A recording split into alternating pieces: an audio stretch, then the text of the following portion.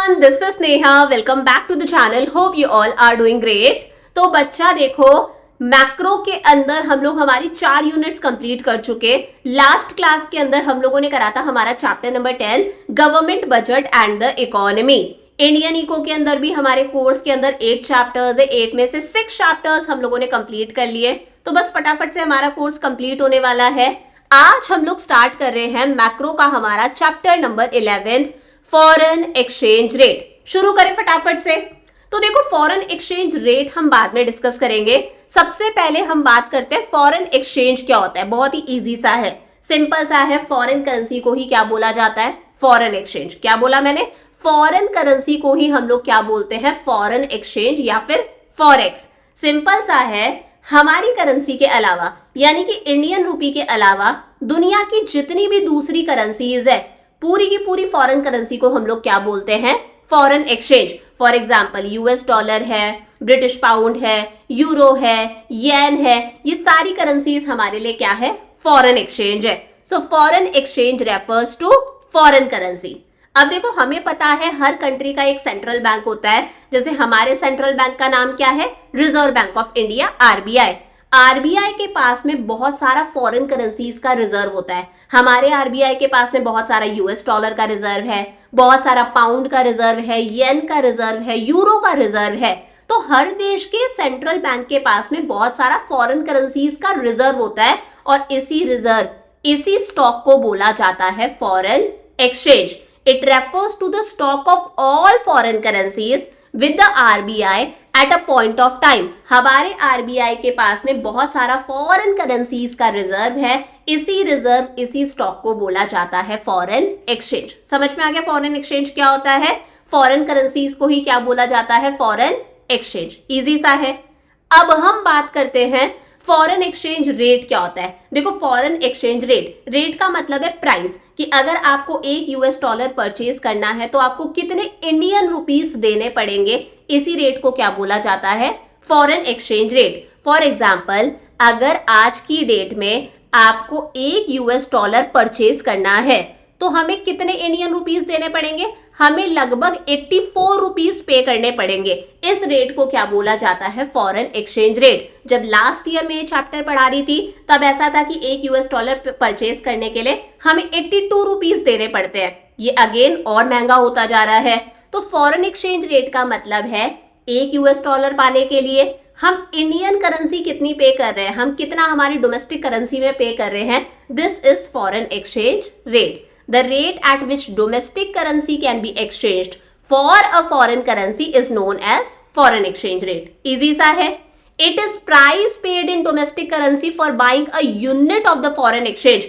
Foreign currency की 1 unit पाने के लिए, यानी कि 1 यूएस डॉलर पाने के लिए हम कितना डोमेस्टिक करेंसी में पे कर रहे हैं, हम कितना इंडियन रुपी में पे कर रहे हैं। This is foreign exchange rate. अगर आप चाहो तो हम इसे रेशियो के अंदर भी शो कर सकते हैं। जैसे 1 यूएस डॉलर रेशियो कितना हो गया? 84 रुपीज। तो ये एक्सचेंज रेट हो गई ना, कि 1 यूएस डॉलर अगर हमें पाना है तो हमें हमारे 84 रुपीज पे करने पड़ेंगे। So it is the ratio of exchange between the currencies of 2 countries. 2 countries की करेंसीज के एक्सचेंज रेशियो को बोला जाता है फॉरेन एक्सचेंज रेट। समझ में आ गया ना अच्छे से, कि अगर मान लो हमें 1 पाउंड परचेज करना है तो मैंने कहा हमें 105 रुपीज पे करने पड़ेंगे। 1 यूएस डॉलर परचेज करना है तो हमें 84 रुपीज पे करने पड़ेंगे। This exchange rate is known as foreign exchange rate. Easy peasy हो गया। अब देखो, ये जो एक्सचेंज रेट होती है ये 2 तरह की होती है। एक होती है फ्लेक्सिबल एक्सचेंज रेट, एक होती है फिक्स्ड एक्सचेंज रेट। ये दोनों चीजें हमें इस चैप्टर में पढ़नी है। आज की क्लास में फ्लेक्सिबल एक्सचेंज रेट पढ़ेंगे, देन कल की क्लास में फिक्स्ड एक्सचेंज रेट पढ़ेंगे। देखो, बहुत ही आसान सा है। जब एक्सचेंज रेट गवर्नमेंट डिसाइड करती है तब उस एक्सचेंज रेट को क्या बोला जाता है? Fixed exchange rate. Government decide करेगी कि अगर 1 यूएस डॉलर परचेज करना है तो कितने इंडियन रुपीस देने पड़ेंगे, तब एक्सचेंज रेट को क्या बोला जाता है? Fixed exchange rate. लेकिन जब गवर्नमेंट का कोई रोल नहीं होता, एक्सचेंज रेट डिसाइड होती है डिमांड एंड सप्लाई फोर्सेस के अकॉर्डिंग, तब उस एक्सचेंज रेट को बोला जाता है फ्लेक्सिबल एक्सचेंज रेट। मैम, इसका मतलब क्या है? मैंने कहा डिमांड और सप्लाई के अकॉर्डिंग एक्सचेंज रेट डिसाइड होगी कि यूएस डॉलर की मार्केट में कितनी डिमांड है, यूएस डॉलर की मार्केट में कितनी सप्लाई है। अब देखो यहाँ पर मैं अलग अलग फॉरेन करेंसीज का नाम तो नहीं ले सकती, जब जब मैं पढ़ाऊंगी तब पाउंड नहीं बोल सकती या फिर मैं येन नहीं बोल सकती, मैं एक ही फॉरेन करेंसी का नाम लूंगी, दैट इज यूएस डॉलर। तो देखा जाता है मार्केट में यूएस डॉलर की कितनी डिमांड है, कितनी सप्लाई है। मैंने कहा ये यूएस डॉलर की डिमांड है, अभी आगे चलकर हम सब पढ़ेंगे। मैंने कहा मान लो ये यूएस डॉलर की सप्लाई है, तो डिमांड और सप्लाई जहां पर इंटरसेक्ट कर जाते हैं वहां पर रेट डिसाइड हो जाती है कि यार ये रेट है, इतने इंडियन रुपीस पे करेंगे तब जाके हमारे पास में एक यूएस डॉलर आएगा। तो जब ये एक्सचेंज रेट गवर्नमेंट डिसाइड करती है, that is fixed exchange rate system, जो हमें कल पढ़ना है। लेकिन जब गवर्नमेंट का कोई रोल नहीं है, यूएस डॉलर की मार्केट में कितनी डिमांड और सप्लाई है उसके अकॉर्डिंग जब रेट डिसाइड होती है, इसे हम लोग बोलते हैं फ्लेक्सिबल एक्सचेंज रेट। समझ में आ गया? तो सबसे पहले देखो फ्लेक्सिबल एक्सचेंज रेट हम पढ़ते हैं। It is that rate which is determined by the supply demand forces in the foreign exchange market. वही लिखा है, जब एक्सचेंज रेट डिमांड और सप्लाई फोर्सेस की हेल्प से डिसाइड होती है, उस एक्सचेंज रेट को क्या बोला जाता है?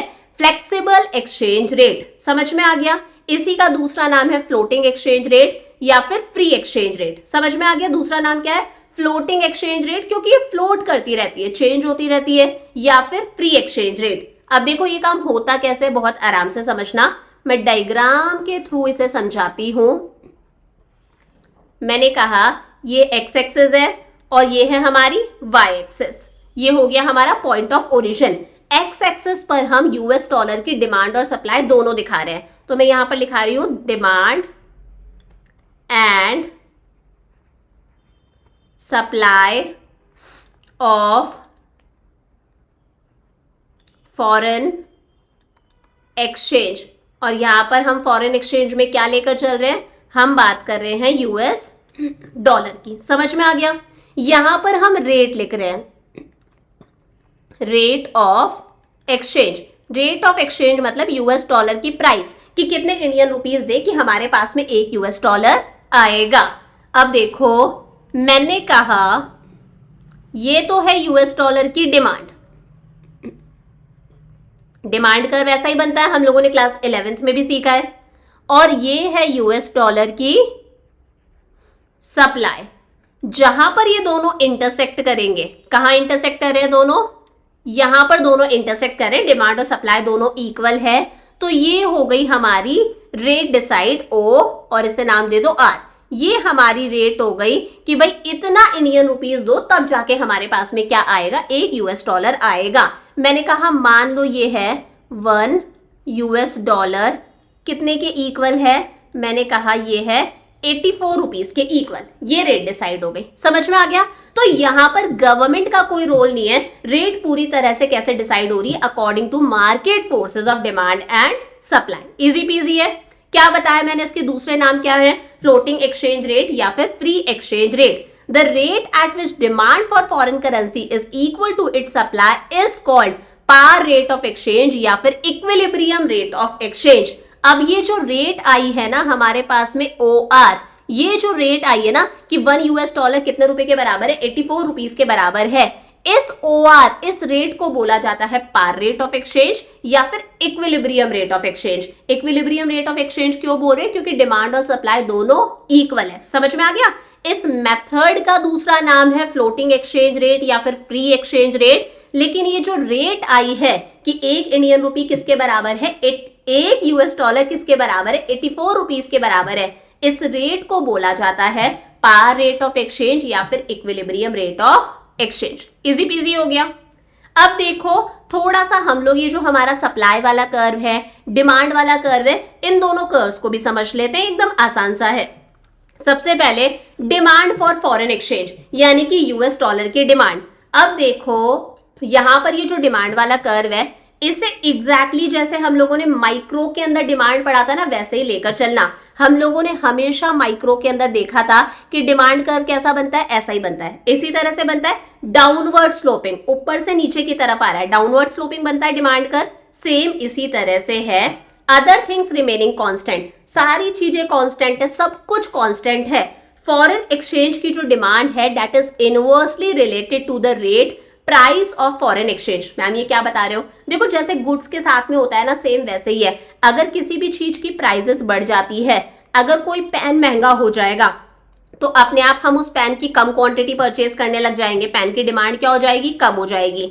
अगर पेन सस्ता हो जाएगा तो हम पेन की डिमांड ज्यादा करने लग जाएंगे। ऐसा ही होता है। अगर कोई चीज एक्सपेंसिव होती है तो हम उसकी डिमांड कम करने लग जाते हैं, अगर कोई चीज सस्ती होती है तो हम उसकी डिमांड क्या कर देते हैं? बढ़ा देते हैं। ऐसा ही होता है।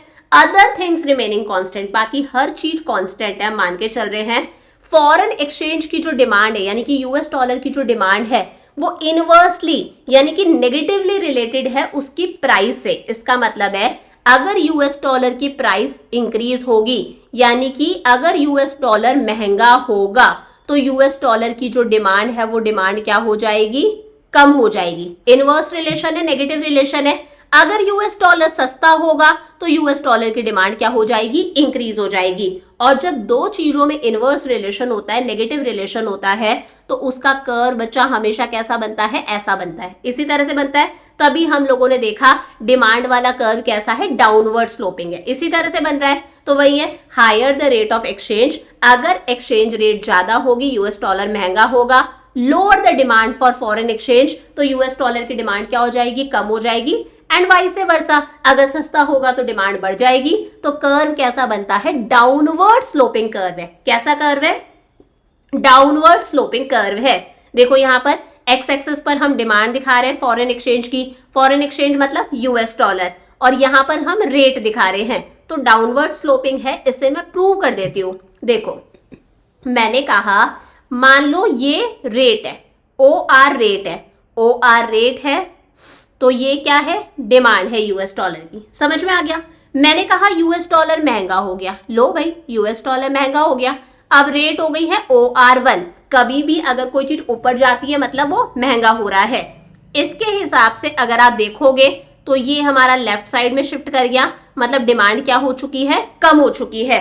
इको में अगर कोई चीज ऊपर जा रही है या फिर राइट साइड में जा रही है मतलब वो चीज इंक्रीज हो रही है, लेकिन अगर कोई चीज डाउन जा रही है, लेफ्ट साइड बैकवर्ड जा रही है, मतलब वो चीज क्या हो रही है? डिक्रीज हो रही है। तो देखो जैसे ही यूएस डॉलर एक्सपेंसिव हुआ, मान लो यहां पर एक यूएस डॉलर मिल रहा था 80 रुपीज का, ये यूएस डॉलर महंगा हो गया, अब एक यूएस डॉलर मिल रहा है 100 रुपीज का, तो अपने आप यूएस डॉलर की डिमांड क्या हो गई है? कम हो गई है। समझ में आ गया? तो डिमांड वाला कर्व कैसा बनता है? डाउनवर्ड स्लोपिंग बनता है। सिर्फ बेसिक बात है समझने के लिए, क्लियर हो गया? सेम इसी तरह से सप्लाई वाला कर्व कैसा है? ऊपर की तरफ जा रहा है यानी कि अपवर्ड स्लोपिंग है। तो देखो सप्लाई वाला कर्व हमेशा अपवर्ड स्लोपिंग ही होता है। जैसे हम लोगों ने माइक्रो के अंदर गुड्स की सप्लाई की बात करी थी, तब हम देखते थे ना सप्लाई कर्व कैसा बनता था? इस तरह से बनता था। So other things remaining constant, supply of foreign exchange is positively related to the rate of foreign exchange. Foreign exchange की जो सप्लाई है और उसकी जो रेट है, उन दोनों में कौन सा रिलेशन है? पॉजिटिव रिलेशन है। इसका मतलब अगर यूएस डॉलर महंगा होगा, उसकी रेट यानी कि उसकी जो प्राइस है अगर वो इंक्रीज होगी तो यूएस डॉलर की अपने आप सप्लाई भी क्या हो जाएगी? बढ़ जाएगी। देखो यूएस डॉलर महंगा हो रहा है तो यूएस क्या करेगा? यूएस डॉलर की सप्लाई मार्केट में बढ़ा देगा। देखो महंगा है तो सप्लाई बढ़ा के बेचेगा ताकि उसे ज्यादा से ज्यादा प्रॉफिट हो सके। वहीं अगर यूएस डॉलर सस्ता है तो यूएस अपने यूएस डॉलर की सप्लाई को क्या कर देगा? कम कर देगा। गुड्स के केस में ये भी ऐसा ही होता है। अगर कोई चीज महंगी होती है तो प्रोड्यूसर उसे ज्यादा बेचना चाहता है, ज्यादा सप्लाई करना चाहता है ताकि वो महंगे में बेचकर प्रॉफिट कमा सके। वहीं अगर उसकी चीज सस्ती हो जाती है तो वो सप्लाई कम कर देता है, वो देखता है मैं सस्ते में क्यों बेचूं। समझ पा रहे हो? सो अदर थिंग्स रिमेनिंग कांस्टेंट, जो सप्लाई है यूएस डॉलर की और उसकी जो प्राइस है, रेट है, उन दोनों में कौन सा रिलेशन है? पॉजिटिव रिलेशन है। Higher the rate of exchange, अगर रेट ज्यादा होगी तो सप्लाई भी ज्यादा होगी, रेट कम होगी तो सप्लाई भी कम होगी। तो कैसा कर्व बनेगा? अपवर्ड स्लोपिंग कर्व बनेगा। पीछे मैंने अपवर्ड स्लोपिंग ही बनाया है, ऊपर जा रहा है, आप चेक कर लो। मैंने कहा ये रेट है OR, ठीक है। जब मैंने कहा एक यूएस डॉलर मान लो आ रहा है 80 रुपीज के अंदर, तो सप्लाई ये है, ठीक बात हो गई। मैंने कहा भाई रेट बढ़ गई है, रेट बढ़ के कितनी हो गई? OR1 हो गई। अब सेम यूएस डॉलर मिल रहा है 100 रुपीज के अंदर, तो अपने आप देख लो यूएस डॉलर की सप्लाई भी राइट साइड में शिफ्ट कर गई, सप्लाई भी क्या हो गई? इंक्रीज हो गई। ये सिर्फ बेसिक बात थी जो मुझे आपको बतानी थी। डिमांड कर्व डाउनवर्ड स्लोपिंग होता है, सप्लाई कर्व कैसा होता है, अपवर्ड स्लोपिंग होता है। बढ़ जाएं आगे। अब देखो हम बात करते हैं इक्विलिब्रियम रेट ऑफ एक्सचेंज या फिर पार रेट ऑफ एक्सचेंज, जो मैंने आपको पीछे भी बताया था। जब डिमांड और सप्लाई दोनों इक्वल होते हैं तो ये जो रेट आती है इस रेट को बोला जाता है, इस रेट को हम लोग बोलते हैं पार रेट ऑफ एक्सचेंज या फिर इक्विलिब्रियम रेट ऑफ एक्सचेंज। तो देखो it occurs when demand for foreign exchange is equal to supply of foreign exchange. ये यूएस डॉलर की डिमांड है, ये यूएस डॉलर की येलो वाली क्या है, सप्लाई है। एक्स एक्सिस पर हम यूएस डॉलर की डिमांड और सप्लाई दोनों दिखा रहे हैं, वाई एक्सिस पर क्या आ रही है, रेट आ रही है, यानी कि प्राइस आ रही है। यहां पर दोनों इक्वल हो गए, ई पॉइंट पर इंटरसेक्ट कर गए, तो ये जो ओ आर है, this o r is equilibrium rate of exchange या फिर par rate of exchange. It is a point where supply and demand curves in the foreign exchange market intersect each other. समझ में आ गई बात। ये rate आ गई हमारे पास में, मैंने कहा रेट है, मान लो 1 US dollar is equal to 84 rupees. Clear हो गया इक्विलिब्रियम रेट ऑफ एक्सचेंज। अब देखो ये जो रेट ऑफ एक्सचेंज है ये OR ही क्यों है, OR से ज्यादा भी नहीं है, OR से कम भी नहीं है, वो भी चीज हम समझ लेते हैं। देखो मैं यहां पर समझाती हूँ। ये मैंने कहा एक्स एक्सिस पर डिमांड और सप्लाई है फॉरेन एक्सचेंज यानी कि US डॉलर की, यहां पर वाई एक्सिस पर हम क्या दिखा रहे हैं, हमारी रेट दिखा रहे हैं। मैंने कहा ये है US डॉलर की डिमांड, ठीक है, किसकी, यहां पे लिख देती हूं US डॉलर, और ये है US डॉलर की सप्लाई, US डॉलर। ठीक बात हो गई। मैंने कहा दोनों इंटरसेक्ट कर रहे हैं ई पॉइंट पर, जहां पर ये इंटरसेक्ट कर रहे हैं वहां पर हमारी रेट डिसाइड हो गई OR। OR क्या है, इक्विलिब्रियम रेट ऑफ एक्सचेंज यानी कि पार रेट ऑफ एक्सचेंज। ये रेट आ गई हमारे पास में 1 US dollar is equal to 84 rupees. Easy peasy हो गया। अब मैंने कहा ये रेट OR से ज्यादा भी नहीं हो सकती, OR से कम भी नहीं हो सकती। क्यों नहीं हो सकती मैम, एक बार समझा दो। फॉर एग्जाम्पल मैंने कहा मान लो ये रेट OR से ज्यादा है, OR से ज्यादा है, ये रेट हो गई OR1। क्या हो गई, OR1 हो गई। ये रेट OR से ज्यादा है, OR1 है। तो देखो इसका मतलब क्या होगा, अब ये जो R1 वाली लाइन है, ब्लू वाली लाइन है, वो डिमांड वाले पर कहाँ इंटरसेक्ट कर रही है, यहाँ पर। मतलब इस पॉइंट के हिसाब से डिमांड इतनी है, यही है डिमांड। इस पॉइंट के हिसाब से ये डिमांड है, और इस पॉइंट के हिसाब से सप्लाई वाला कर्व ये है,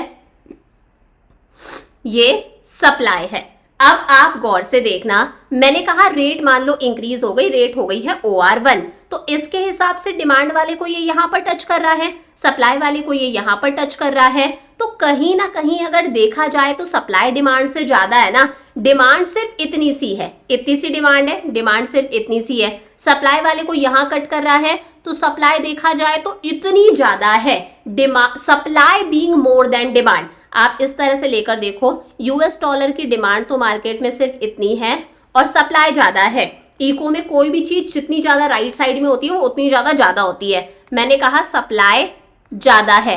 अब आप इसको एक गुड की तरह लेकर देखना, अगर किसी चीज की डिमांड सिर्फ इतनी सी है लेकिन उस चीज की सप्लाई ज्यादा है, ऐसे में प्रोड्यूसर क्या करता है, प्रोड्यूसर देखता है मेरा इतना सारा स्टॉक पड़ा क्या होगा, खराब होगा, मेरा इतना सारा स्टॉक पड़ा खराब होगा, तो वो अपने प्रोडक्ट की प्राइसेस को क्या कर देता है, गिरा देता है, ताकि लोग सस्ता देखकर खरीदे। पीछे वाले से रिलेट मत करना, पीछे मैंने आपको सिर्फ डिमांड और सप्लाई का कर्व समझाया था, यहाँ पर मैं रिलेशन के साथ में समझा रही हूँ, तो आपको थोड़ा सा उल्टा लग सकता है।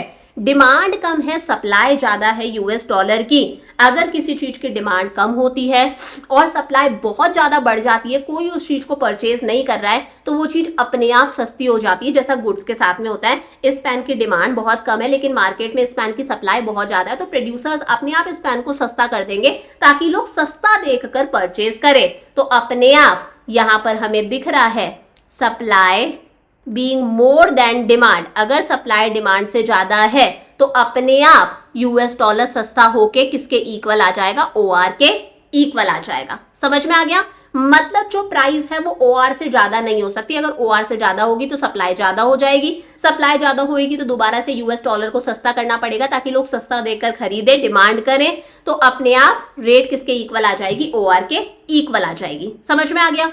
वही यहां पर लिखा हुआ है if the rate of exchange rises to OR when, अगर रेट हमारी बढ़कर OR1 हो जाती जैसा कि हम लोगों ने देखा था, then supply of foreign currency will exceed its demand, तो हम लोगों ने देखा सप्लाई जो है वो क्या हो जाएगी, डिमांड से ज्यादा हो जाएगी।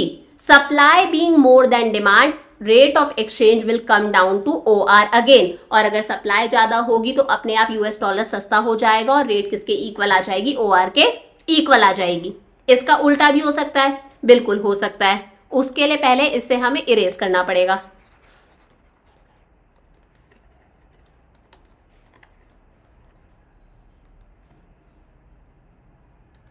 ओ हमारी लाइन भी इरेज हो गई। ये थी हमारी डिमांड वाली लाइन। अब इसका उल्टा भी हो सकता है कि रेट हमारी कम भी हो सकती है। मैंने कहा क्या हो अगर ये रेट कम डिसाइड हो जाए, ये रेट कम डिसाइड हो जाए OR2 यानी कि कम हो जाए, इस सिचुएशन में क्या होगा। अब इसके हिसाब से देखो, ये जो येलो वाली है हमारी न्यू वाली रेट, ये हमारे सप्लाई वाले कर्व को कहाँ इंटरसेक्ट कर रही है, यहाँ इंटरसेक्ट कर रही है। डिमांड वाले कर्व को कहाँ इंटरसेक्ट कर रही है, यहाँ इंटरसेक्ट कर रही है। मतलब सप्लाई कम है इस बार और इस सिचुएशन में डिमांड ज्यादा है, ऐसा ही हो रहा है। सप्लाई वाले को यहां इंटरसेक्ट कर रही है, डिमांड वाले को यहां इंटरसेक्ट कर रही है। तो इस सिचुएशन में क्या है, US डॉलर की मार्केट में सप्लाई तो सिर्फ इतनी है, लेकिन US डॉलर की मार्केट में डिमांड ज्यादा है। अब गुड्स के साथ में क्या होता है, अगर किसी चीज की सप्लाई कम होती है लेकिन बहुत ज्यादा लोग उस चीज की डिमांड कर रहे हैं, तो प्रोड्यूसर सबकी डिमांड को फुलफिल नहीं कर पाता, वो उस चीज को महंगा कर देता है ताकि जो लोग अफोर्ड कर सकते हैं वही खरीदे।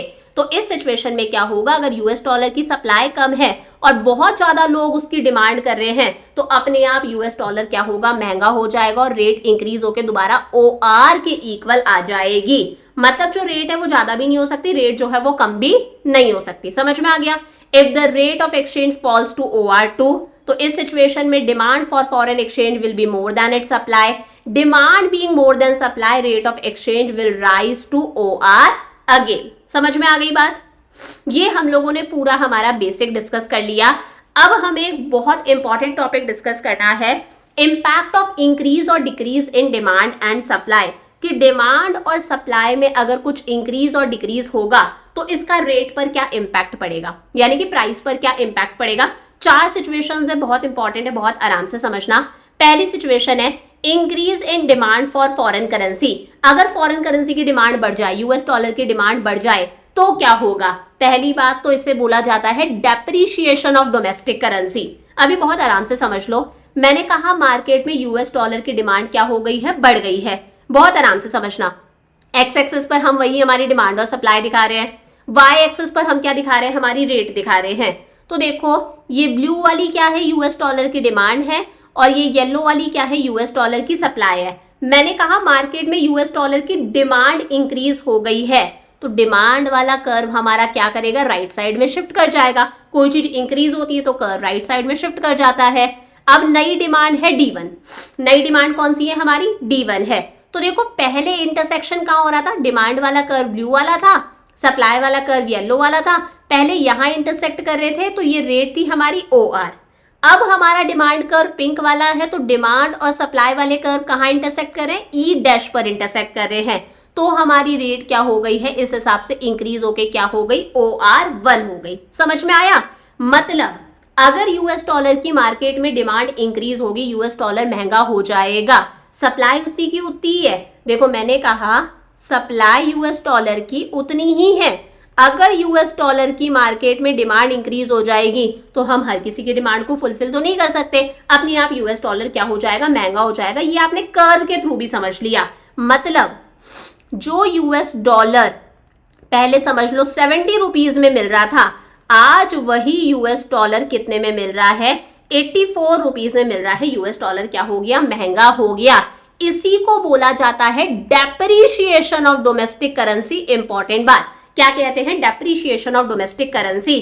पहले एक US डॉलर पाने के लिए हमें हमारे 70 रुपीज देने पड़ते थे, आज सेम वही यूएस डॉलर पाने के लिए हमें हमारे 84 रुपीज देने पड़ रहे हैं, मतलब हमारी करेंसी की वैल्यू तो कम हो रही है, इंडियन रुपी की वैल्यू तो कम हो रही है ना। तो इसी को हम लोग बोलते हैं डेप्रिशिएशन ऑफ डोमेस्टिक करेंसी, कि हमारी करेंसी की वैल्यू क्या हो रही है, डेप्रिशिएट हो रही है, कम हो रही है। Demand curve will shift to the right side, equilibrium exchange rate है वो इंक्रीज होके OR से OR1 हो गई। Other things remaining constant, increase in demand for foreign currency leads to a rise in exchange rate. अगर demand बढ़ेगी तो exchange rate increase हो जाएगी। This is depreciation of domestic currency. It refers to a situation when domestic currency depreciates, हमारी currency की value कम हो रही है।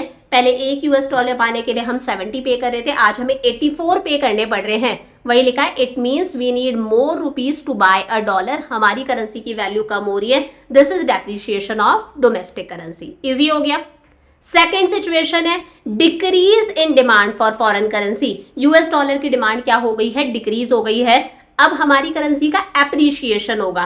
कैसे होगा, बहुत आराम से समझना। एप्रिशिएशन, मैंने कहा पहले यूएस डॉलर की डिमांड थी ये वाली ब्लू वाला, और सप्लाई हमारी ये थी। मैंने कहा यूएस डॉलर की डिमांड कम हो गई तो डिमांड कर्व लेफ्ट साइड में शिफ्ट कर गया। अब डिमांड कर्व हो गया है पिंक वाला। तो पहले यहां इंटरसेक्ट कर रहे थे ई पर, रेट OR थी। अब कहां इंटरसेक्ट कर रहे हैं, अब ई डैश पर इंटरसेक्ट कर रहे हैं। तो अपने आप रेट क्या हो चुकी है, कम हो चुकी है। खुद सोचकर देख लो, किसी चीज की सप्लाई तो उतनी की उतनी है, ठीक है, लेकिन अब डिमांड उस चीज की कम हो चुकी है। लोग डिमांड कम कर रहे हैं। लोग डिमांड अगर कम करेंगे तो प्रोड्यूसर के पास में स्टॉक पड़ा पड़ा खराब होगा। यूएस डॉलर बहुत सारा रखा हुआ है, अपने आप यूएस डॉलर को क्या करना पड़ेगा, सस्ता करना पड़ेगा। और वो हमें कर्व से भी दिख रहा है, जैसे ही डिमांड कम हुई अपने आप यूएस डॉलर की जो रेट है वो रेट क्या हो चुकी है, डिक्रीज हो चुकी है। अब समझ लो, पहले एक यूएस डॉलर मान लो हमें मिल रहा था 100 रुपीज में, अगर रेट कम हो गई तो आज सेम वही यूएस डॉलर हमें मिल जाता है 70 रुपीज के अंदर। So demand curve will shift to the left, equilibrium rate जो है वो OR से डिक्रीज होके OR1 हो जाएगी। अदर थिंग्स रिमेनिंग कांस्टेंट, अगर यूएस डॉलर की डिमांड कम होती है तो एक्सचेंज रेट डिक्रीज होगी। इसका मतलब है appreciation of domestic currency.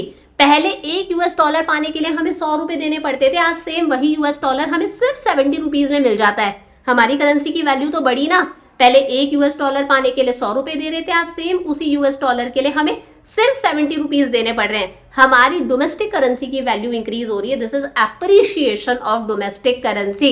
It refers to a situation when domestic currency appreciates, gains its value in relation to foreign currency. It means we need less rupees to buy a dollar. चमक गया अच्छे से। Third situation के अंदर हम supply को change करेंगे, increase in supply of foreign currency, जिसे हम एप्रिशिएशन ऑफ डोमेस्टिक करेंसी भी बोलते हैं। अब डिमांड चेंज नहीं होगी, अब सप्लाई चेंज होगी। बहुत आराम से समझना। मैंने कहा ये डिमांड है और सप्लाई हमारी येलो वाली थी। कहाँ इंटरसेक्ट कर रहे थे, ई पर इंटरसेक्ट कर रहे थे। रेट क्या थी, OR थी। मैंने कहा सप्लाई इंक्रीज हो गई यूएस डॉलर की। अगर कोई चीज इंक्रीज होती है तो कर्व राइट साइड में शिफ्ट करता है। अब नया वाला सप्लाई कर्व है S1, ये पिंक वाला है। अब दोनों कहाँ इंटरसेक्ट कर रहे हैं, डिमांड और सप्लाई ई डैश पर इंटरसेक्ट कर रहे हैं। रेट हमारी क्या है, OR1, मतलब रेट क्या हो चुकी है, डिक्रीज हो चुकी है। Supply curve will shift to the right, supply curve हमारा राइट साइड में शिफ्ट हुआ क्योंकि सप्लाई क्या हो गई, इंक्रीज हो गई। इक्विलिब्रियम एक्सचेंज रेट जो है वो डिक्रीज हो गई, OR से किस पर आ गई, OR1 पर आ गई। देखो क्या होता है, मैंने कहा डिमांड तो उतनी की उतनी है यूएस डॉलर की, लेकिन यूएस डॉलर की सप्लाई क्या हो चुकी है, बढ़ चुकी है। सप्लाई क्या हो गई है, इंक्रीज हो गई है। तो देखो डिमांड तो उतनी है, सप्लाई इतनी एक्स्ट्रा बढ़ चुकी है। अब इतनी सारी सप्लाई है, डिमांड आ रही नहीं है। अगर किसी चीज की सप्लाई ज्यादा है लेकिन डिमांड उतनी की उतनी है तो अपने आप उस चीज को क्या करना पड़ता है, सस्ता करना पड़ता है, ताकि लोग सस्ता देखकर परचेज करें। तो वही है, other things remaining constant, increase in supply of foreign currency leads to fall in exchange rate. अपने आप एक्सचेंज रेट कम हो जाएगी ताकि लोग सस्ता देखकर खरीदे। इसे हम लोग बोलते हैं एप्रिशिएशन ऑफ डोमेस्टिक करेंसी। हमारी करेंसी की वैल्यू बढ़ी है। मान लो पहले एक यूएस डॉलर हमें मिल रहा था 100 रुपीज के अंदर, आज अब वही यूएस डॉलर हमें 70 में मिलने लग गया, तो हमारे लिए तो अच्छी बात है। पहले एक यूएस डॉलर पाने के लिए 100 दे रहे थे, आज एक यूएस डॉलर पाने के लिए सिर्फ 70 रुपीज पे करने पड़ रहे हैं। हमारी करेंसी की वैल्यू तो बढ़ी है ना। This is appreciation of domestic currency. मतलब उल्टा चलता है। अगर ये रेट इंक्रीज हो रही है, इसका मतलब कि सेम यूएस डॉलर पाने के लिए हमें ज्यादा पे करना पड़ रहा है, तो हम बोलेंगे डोमेस्टिक करेंसी की वैल्यू डेप्रीशिएट हो गई। डोमेस्टिक मतलब इंडियन रुपी की वैल्यू डेप्रीशिएट हो गई। लेकिन अगर ये रेट कम हो रही है, जैसा इस सिचुएशन में हुआ या पीछे वाले में हुआ, इसका मतलब सेम वही यूएस डॉलर पाने के लिए हमें कम पे करना पड़ रहा है। पहले 100 पे कर रहे थे, आज सिर्फ 70 ही पे करना पड़ रहा है। मतलब हमारी करेंसी की जो डोमेस्टिक करेंसी है उसकी वैल्यू इंक्रीज हो रही है, क्या हो रही है, एप्रिशिएट हो रही है। समझ में आ गया। और लास्ट सिचुएशन है जब यूएस डॉलर की सप्लाई क्या हो जाए, मार्केट में डिक्रीज हो जाए, तो अब यहां पर हमारी करेंसी की वैल्यू डेप्रीशिएट होगी। कैसे होगी देखना। मैंने कहा ये यूएस डॉलर की डिमांड है, ये यूएस डॉलर की सप्लाई है, यहां इंटरसेक्ट कर रहे हैं ओआर रेट है। मैंने कहा सप्लाई डिक्रीज हो गई, कोई चीज कम होती है तो कर्व लेफ्ट साइड में शिफ्ट कर जाता है, नया सप्लाई कर्व पिंक वाला है। अब डिमांड सप्लाई यहां इंटरसेक्ट कर रहे हैं, तो यहां इंटरसेक्ट कर रहे हैं, आप देख लो रेट क्या हो चुकी है, इंक्रीज हो चुकी है। मतलब ये ऐसे बनता है, ये डिमांड है, ये सप्लाई है, इंटरसेक्ट यहां कर रहे हैं, ये रेट है। मैंने कहा सप्लाई कम हो गई, सप्लाई कम हो गई तो सप्लाई वाला कर्व पीछे की तरफ शिफ्ट कर गया, ठीक है। नया वाला सप्लाई कर्व ये है। अब सप्लाई और डिमांड यहां इंटरसेक्ट कर रहे हैं, तो देख लो आप रेट क्या हो चुकी है, इंक्रीज हो चुकी है। इसका मतलब पहले एक यूएस डॉलर मान लो हमें मिलता था 50 रुपीज में, अब ये रेट बढ़ गई, अब सेम यूएस डॉलर हमें 84 रुपीज में मिल रहा है। मतलब पहले एक यूएस डॉलर पाने के लिए हम 50 रुपए दे रहे थे, आज सेम वही यूएस डॉलर पाने के लिए वी हैव टू पे 84 रुपीज। हमारी डोमेस्टिक करेंसी की वैल्यू तो क्या हो रही है, कम हो रही है। डोमेस्टिक करेंसी इंटरनेशनल करेंसी के कंपैरिजन में अपनी वैल्यू को खो रही है, मतलब डेप्रीशिएशन हो रहा है डोमेस्टिक करेंसी का। So supply curve will shift to the left, exchange rate हमारी OR से इंक्रीज होके OR1 हो गई, अदर थिंग्स रिमेनिंग कांस्टेंट। देखो मैंने कहा डिमांड तो जो थी वो की वो है, यूएस डॉलर की सप्लाई कम हो गई है, अब यूएस डॉलर कम है, तो इतनी सारी डिमांड को कैसे फुलफिल करेंगे, जो एक्स्ट्रा डिमांड है अपने आप यूएस डॉलर महंगा हो जाएगा ताकि जो लोग अफोर्ड करते हैं वो खरीदें। तो वही decrease in supply of foreign currency leads to a rise in exchange rate. एक यूएस डॉलर जो पहले 50 में मिलता था, आज वो हमें 80 में मिल रहा, 84 में मिल रहा है। मतलब डोमेस्टिक करेंसी की वैल्यू क्या हो चुकी है, डेप्रीशिएट हो चुकी है। This is depreciation of domestic currency. Easy peasy हो गया, चारों केस समझ में आ गए। लास्ट में देखो एक छोटा सा डिफरेंस है एप्रिशिएशन और डेप्रीशिएशन में। डेप्रीशिएशन का मतलब है जब एक्सचेंज रेट इंक्रीज होती है, अभी मैंने बताया था उल्टा चलता है, जब एक्सचेंज रेट इंक्रीज होती है, यूएस डॉलर महंगा होता है, इसका मतलब हमारी करेंसी की वैल्यू क्या हो रही है, डेप्रीशिएट हो रही है। हमें सेम वही यूएस डॉलर पाने के लिए ज्यादा इंडियन रुपीज पे करने पड़ेंगे, वही है। वही एप्रिशिएशन ऑफ डोमेस्टिक करेंसी का मतलब है fall in exchange rate, exchange rate कम हो रही है, आज वही यूएस डॉलर पाने के लिए हमें कम इंडियन रुपीस देने पड़ रहे हैं। जो यूएस डॉलर पहले 100 में मिल रहा था, आज वो हमें 84 में मिल रहा है, ये समझ लो। इसका कॉज क्या है, यानी कि क्या क्या इसके पीछे के रीजंस है, तो अभी हम लोगों ने सारे रीजंस देखे।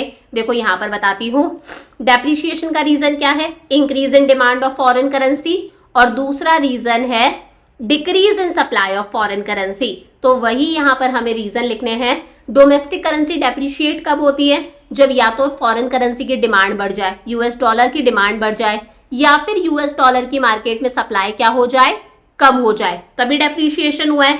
एप्रिशिएशन कब हो रहा है, जब यूएस डॉलर की मार्केट में डिमांड कम हो जाए या फिर सप्लाई क्या हो जाए, इंक्रीज हो जाए। पीछे वाला ही देखकर लिखा है। इसका इम्पैक्ट क्या पड़ता है, यानी कि इसका असर क्या पड़ता है हमारी इकोनॉमी पर, तो आप खुद सोचकर देखो। अगर डोमेस्टिक करेंसी की वैल्यू एप्रिशिएट हो रही है, इसका मतलब क्या है कि पहले जो यूएस डॉलर हमें एप्रिशिएट हो रही है, जो यूएस डॉलर पहले हमें 80 में मिल रहा था, मान लो अगर वही यूएस डॉलर आज हमें 50 में मिलने लग जाए, दिस इज एप्रिशिएशन, हमारी करेंसी की वैल्यू बढ़ रही है। पहले एक यूएस डॉलर 80 में मिल रहा था, आज वही यूएस डॉलर अगर हमें 50 में मिल रहा है, मतलब हमारी करेंसी की वैल्यू क्या हुई है, इंक्रीज हुई है। इससे हमारे एक्सपोर्ट्स क्या होंगे, डिक्रीज होंगे, हमारे एक्सपोर्ट्स डिक्रीज होंगे, क्योंकि ये जो यूएस वाला बंदा है, जो फिरंगी है, ये देखिएगा पहले एक यूएस डॉलर में इंडिया से 80 रुपीज का सामान खरीद लेता था, आज एक यूएस डॉलर में इंडिया से सिर्फ 50 रुपीज का ही सामान आ रहा है। इंडिया तो महंगा हो रहा है दिन भर दिन, तो वो हमसे परचेज नहीं करेगा। हमारे एक्सपोर्ट्स क्या हो जाएंगे, कम हो जाएंगे। हमारे इंपोर्ट्स इंक्रीज होंगे क्योंकि हमारे लिए यूएस डॉलर सस्ता हो गया। हम देखेंगे यार पहले एक यूएस डॉलर 80 रुपीज के बराबर था, आज यूएस डॉलर सिर्फ 50 रुपीज के बराबर है, तो हमारे लिए यूएस की चीजें सस्ती हो जाएंगी, हमारे इंपोर्ट्स इंक्रीज हो जाएंगे। इजी है। वहीं अगर डेप्रिशिएशन हो गया, पहले जो यूएस डॉलर मान लो हमें 80 में मिल रहा था, आज वही यूएस डॉलर हमें 100 रुपए में मिलने लग जाए, मतलब हमारी करेंसी की वैल्यू कम हो चुकी है। This is depreciation of domestic currency. हमारे एक्सपोर्ट्स इंक्रीज होंगे। ये यूएस वाला बंदा सोचेगा पहले इंडिया से एक यूएस डॉलर में 80 रुपीज का सामान खरीद पाता था, आज एक यूएस डॉलर में 100 रुपए का सामान खरीद पाता हूं। पहले वो एक यूएस डॉलर देकर एक एक रुपए की 80 टॉफीज ले लेता था, आज सेम वही एक यूएस डॉलर देकर वो एक एक रुपए की 100 टॉफी हमारे देश से खरीद सकता है, तो वो तो हमसे परचेज करेगा, उसकी तो बल्ले बल्ले हो गई। हमारे एक्सपोर्ट्स इंक्रीज होंगे लेकिन हमारे इंपोर्ट्स डिक्रीज हो जाएंगे क्योंकि यूएस डॉलर महंगा होता जा रहा है, हम यूएस से चीजें कम परचेज करेंगे। समझ में आ गया? तो ये हम लोगों ने पूरा का पूरा फ्लेक्सिबल एक्सचेंज रेट आज की क्लास में कंप्लीट कर लिया। कल की क्लास में हम फिक्स्ड एक्सचेंज रेट हमारा पढ़ेंगे। उससे पहले देखो 2 होमवर्क क्वेश्चंस दे रही हूँ जिनका आंसर आपको मुझे कमेंट्स में करना है।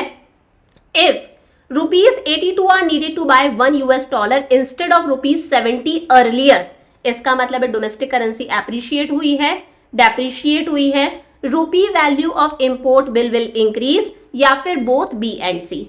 सेकेंड है due to depreciation of foreign currency the supply of foreign currency in domestic economy will increase होगी, कोई चेंज नहीं आएगा, इंक्रीज और ईदर इंक्रीज और डिक्रीज या फिर डिक्रीज। इन दोनों क्वेश्चंस के आंसर्स आपको मुझे कमेंट्स में करने हैं। यहां तक अच्छे से पढ़ के रखना। I will see you tomorrow. Lots of love. Bye bye.